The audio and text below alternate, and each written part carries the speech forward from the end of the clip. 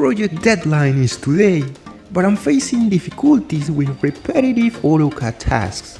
Let's explore how AI-GPT chat can simplify our workflow to finish our projects on time. To start, I have this project which is a building section over here, and I want to calculate or draw a stair right over here, a staircase in this section. Instead of calculating the numbers manually, right, which I could do by using a calculator and trying to figure it out the number of risers that I need for my staircase, I'm gonna try to use a new technology called GPT chat, which is an artificial intelligence. To access GPT chat, we can simply type on Google GPT chat and the first link will show up. Over here we can simply say try GPT chat. After you sign up, we will have the ability to ask questions to GPT chat, right? You don't need to be precise to ask the question, but the more details that you share with this AI. So I'm gonna simply send this question and let's see.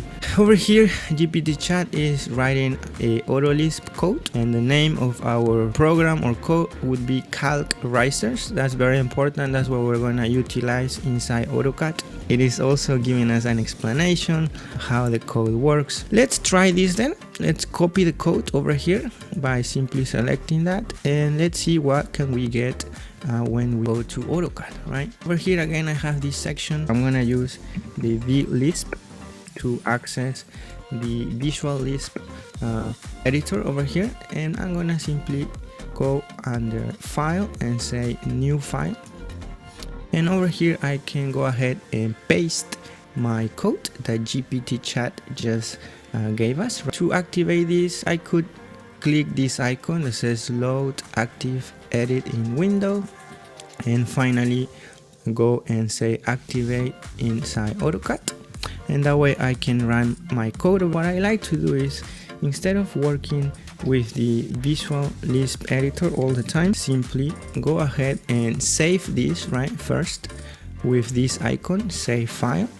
So again, remember the name of our program is calc risers. We're gonna need this to type in the command line of AutoCAD. So I'm gonna save this and save it in a folder, right? Save. All right. So now I can simply close this Visual Lisp. Now I can go and find my folder, right, where I just saved this program. So it's right here. So in order to load it in AutoCAD, what you can simply do is click and drag and simply say always load, right? So it was calc risers. So let's see what we get. Calc, and it's right here, calc risers. So we can see that GPT chat wrote this in a way that is asking a question. So enter floor to floor height. So I'm gonna type 10 feet. Let's see. Oops. So we are seeing an error here where it says requires numeric value. So that means it's not working with units, right, such as feet and inches. So that's okay. Let's try 10 for now. And now it's asking to enter the maximum riser height. So I'm gonna type usually 7 inches, but I don't think it will work because again, GPT chat didn't add this code to work with feet and inches or with certain units. So I'm sure I'm gonna get an error. So for now, I'm gonna type 0.1 and press enter. Let's see what we get. We're getting an error here. So let's expand that with F2, right? And I'm gonna simply copy the error and go back, new friend, GPT chat. So let's go back over here and let's simply paste that error over here, and let's see if somehow GPT chat can help us, right? So GPT chat is, my apologies. The ceiling function is a little funny. Okay, so let's try that really quick. I'm gonna copy that and I'm gonna go back to my file and I'm gonna open to my Lisp file, right? So over here, what I can do is simply select everything and paste my new code. So again, he's using now a different math and ceiling. So I'm gonna close and say save. So again, we can quickly drag it to our AutoCAD. So let's try it again. Calc risers, and let's see. So let's type now 10. Let's type 1, 2, and we are getting another error. So it's now, but it's a different error, but I'm still gonna do the same procedure, which is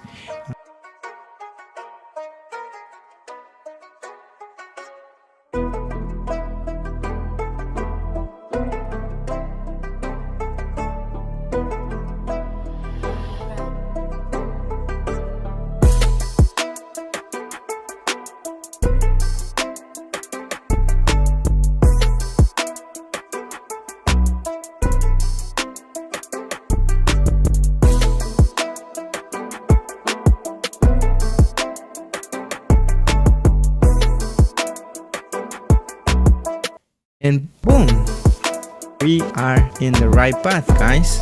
We now don't get an error, but we have a result. Good news, right? So let's see. Number of risers needed 100. Okay, so let's simply click OK here, and let's inspect with F2. So now we don't get any errors, which again is a step on the right direction, right?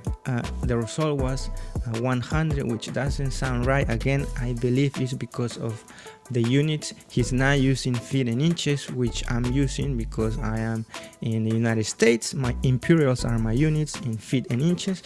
So let's go back to GPT chat to help us with updating our code for the units, right? So it works with feet and inches. Okay, we can start copying our code, right? Let's copy that out. So enter feet of floor to floor height.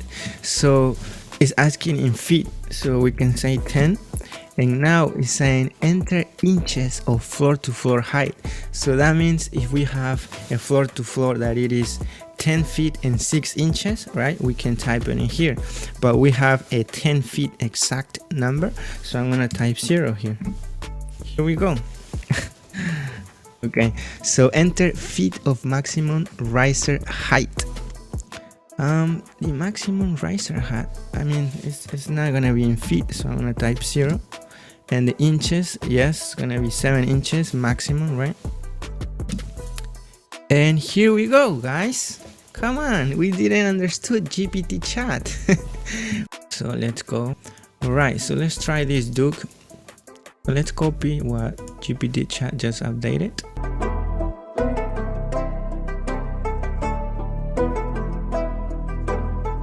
Enter feet of maximum riser height, 0 of course, and maximum would be 7.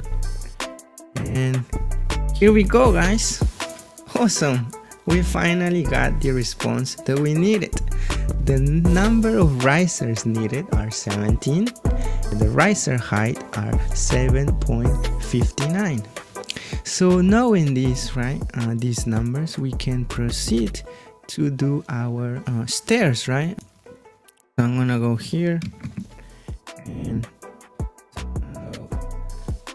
7.059 up, and that would be 11 inches.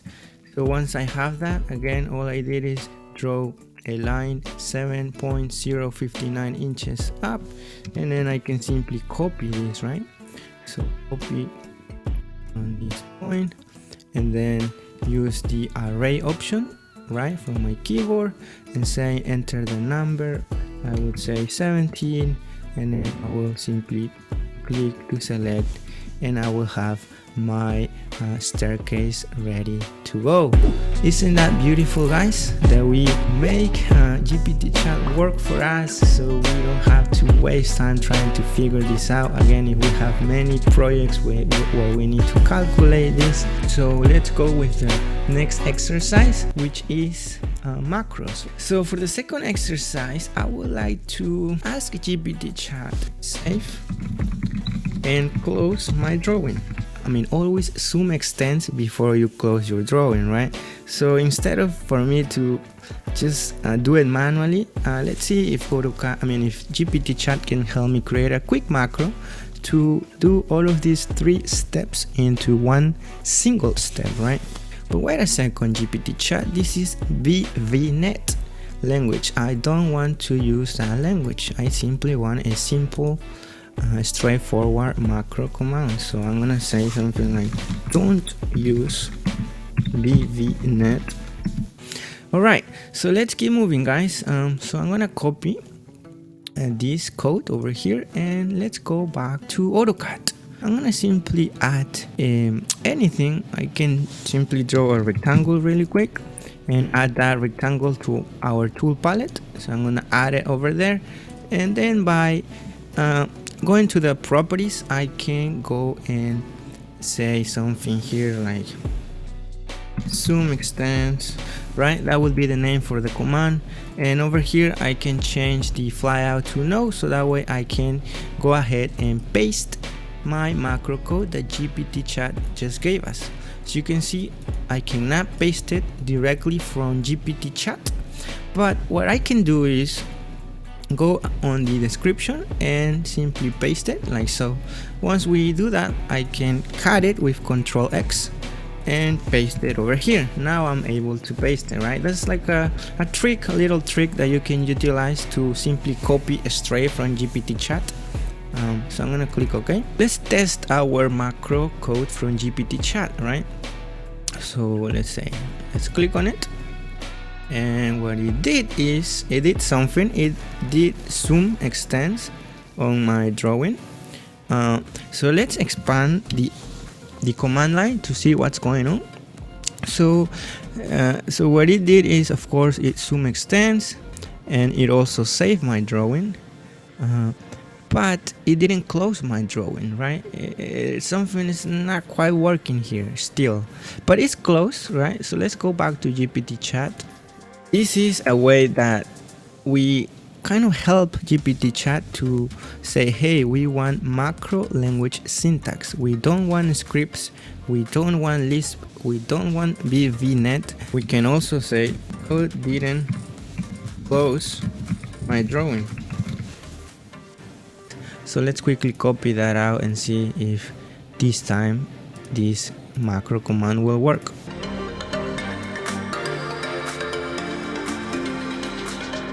For that, so let's try our macro code, and boom. So it looks like it closed the entire AutoCAD program and not just my current drawing. That's not what we want, so let's try to open back up AutoCAD and let's go to our GPT chat. All right, drawing.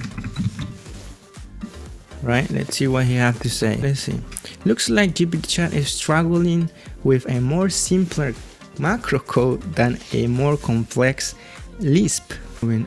So let's copy this really quick.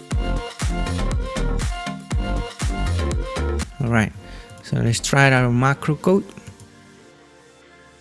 and boom, it kind of worked, right? So it looks like it works. Let's open back up our drawing, section 1, and it's zoom. Let's test it one more time.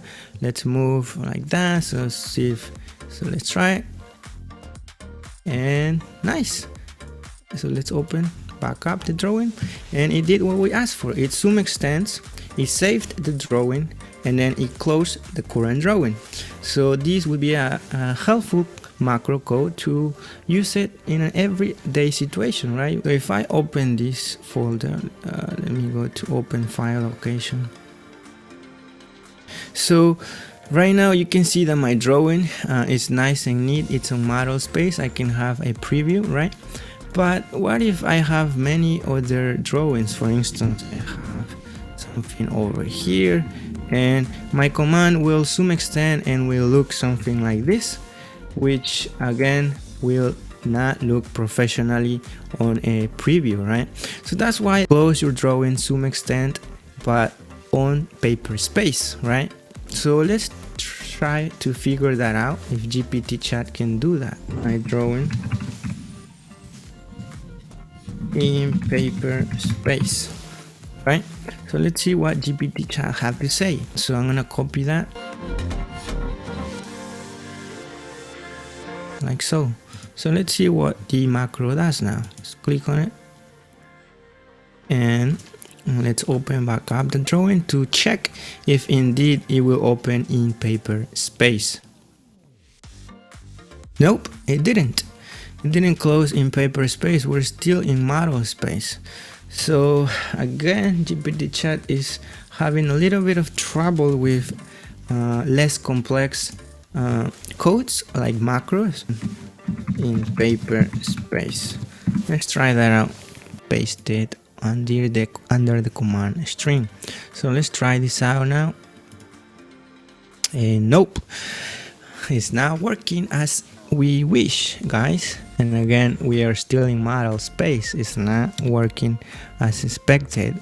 And the bad thing is that since the drawing was closed, we don't have any feedback as to an error or something that we can give it to GPT chat. So that's even a little harder, right?